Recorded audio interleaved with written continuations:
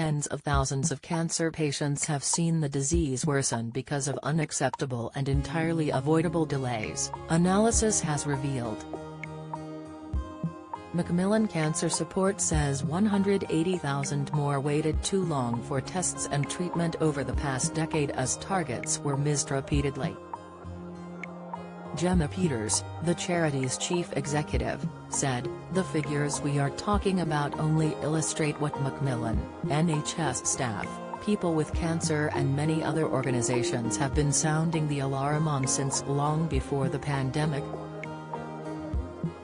Cancer care is in crisis after years of governments failing to act.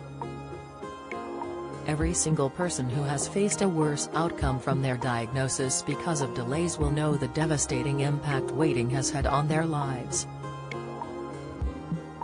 She said this could include the burden of anxiety that their cancer is growing, and, for many, the devastating news their cancer is now incurable. She stressed, "This is categorically unacceptable and entirely avoidable." The damning indictment comes 3 years after the Daily Express exposed a diagnosis and treatment crisis magnified by the pandemic. In January, more than 7,000 people waited over 2 months to start treatment following an urgent referral by a GP, the highest recorded figure. Meanwhile, 2022 was the worst year for cancer patient waiting times, the first in which all national targets in England were missed at least once. Macmillan and 61 other charities combined as one Cancer Voice to deliver an 80,000-name petition to Number 10 in March demanding the disease was made a priority after a 10-year dedicated war on cancer was axed. Cancer is likely to strike 445,000 people in Britain this year and in each of the next 5 if trends continue, with the total increasing by almost 1/10 on current tolls. Researchers base their estimates on 2023 to 2028, the exact time frame of the government's yet-to-be-published major conditions strategy. Macmillan said NHS cancer staff are being stretched to breaking point. Today the charity launches a "What Are We Waiting For?" campaign, for action by governments across the UK.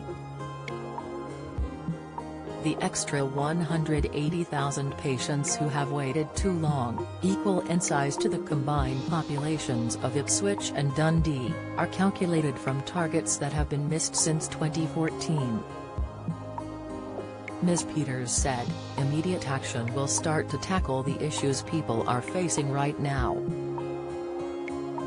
That is why Macmillan is launching our new campaign, calling on all 4 UK governments to commit to providing the NHS with the funding and support." Macmillan estimates 1 in 5 patients diagnosed in the past decade thought delays worsened their cancer. Namanjulka Anderson, a radiographer, said that some patients had arrived for chemotherapy care only to be told that because of staff shortages, we can't deliver their treatment. "It's inhumane." Ex-World Health Organization cancer chief and Daily Express columnist Carol Sikora said, "We turned the country on its head to tackle COVID. In terms of life years lost, the cancer crisis will dwarf the virus's impact."